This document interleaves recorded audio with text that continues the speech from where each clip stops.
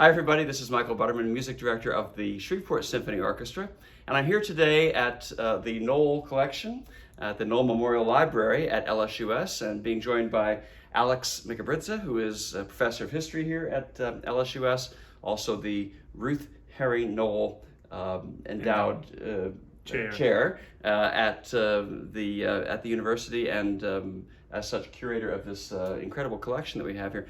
We are excited about a production of Ellis Island, The Dream of America. This is a work by Peter Boyer that the Shreveport Symphony and the Shreveport Little Theater are going to be presenting on Saturday night at 7:30 at the Riverview Theater. And this is a Grammy-nominated work that involves 7 different actors who are portraying the roles of 7 immigrants to this country. The Ellis Island Oral History Project was undertaken between the late 80s and the early 90s, as I understand it. The idea was to collect firsthand accounts from as many immigrants as possible who processed through Ellis Island between the years of about 1892 and 1954.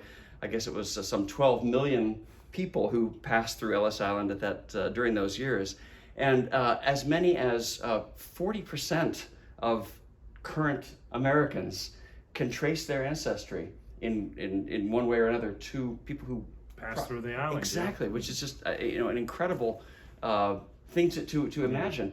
And so the Oral History Project got 2,000 different immigrants and asked them to recall their life back home, the reasons for coming to America, the trip itself, what it was like to be at Ellis Island, and what their eventual destinations were. So I'm wondering, first of all, as an historian, when you hear about this kind of firsthand accounts of history that are being presented in this work, what is the value, first of all, of that kind of history versus, I don't know, just chronicles, things like newspaper articles? And second, are there some things that one has to, as an historian, be a little bit cautious of when relying on memory that is sometimes 50 and 60 and 70 years old? Yeah, absolutely. And as part of the field of historical studies, we evaluate sources critically and we rank them, and primary sources, which is what these immigrant writings are, or the oral histories are, among the most important sources we have. Because imagine telling somebody's experience, because history at its basic, right, at its most important part, is about human experience. But imagine telling that human experience with government documents, right, that tend to be rather dry and bureaucratic, right? That lack that favor, that pizzazz that makes life so exciting. And exactly though, those kind of details usually shine in letters, in diaries, in journals, and memoirs of people who went through historic experiences, who crossed the oceans, who came to this country. But having said this, we have to bear in mind that human memory is very malleable, and oftentimes, the years removed from the event, we remember things differently. Yes. And that's why we usually are more critical and more cautious of the later day memoirs or later day oral histories than things that were written down at the time. So letters and diaries would be more interesting and more valuable in that sense than memoirs that would be written 30, 40 years after the event. Right. I can certainly imagine that certain details might be misremembered very, very easily, in fact. But I have to imagine that the basic emotional content of an experience is probably seared in one's memory in a kind of indelible way, I should imagine. And that's what we get in these histories, I think.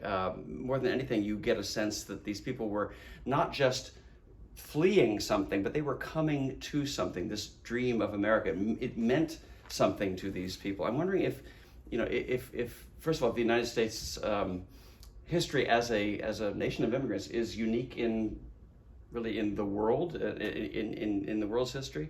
And I guess the second part of that is, do we still have that place in people's imaginations? Yeah, I think you're talking to an immigrant who came here. Right. So of course, I firmly believe that the United States is unique in that sense, and still is, because here in Shreveport, I'm volunteering at a local charity center that provides support for immigrants. And we receive immigrants that were released from ICE detention on a weekly basis.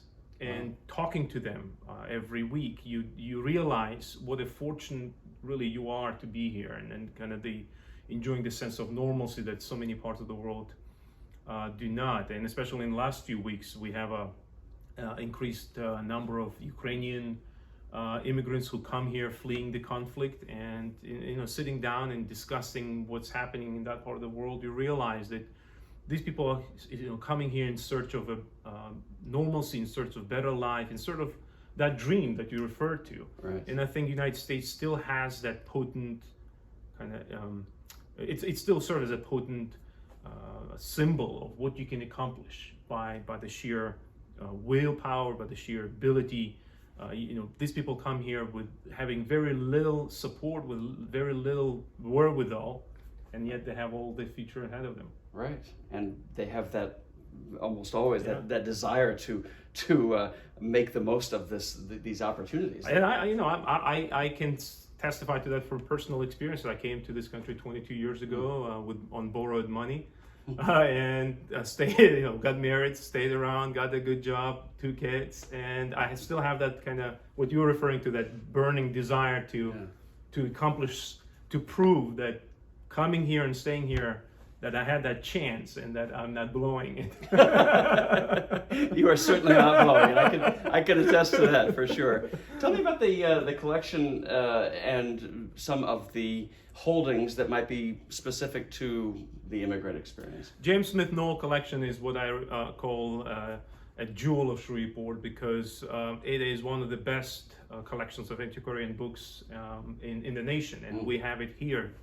The collection is enormous, well over 200,000 volumes, rare volumes, unique books, prints that cover a variety of subjects. But one of the strong areas for the collection is indeed the travel literature, the immigrant experiences.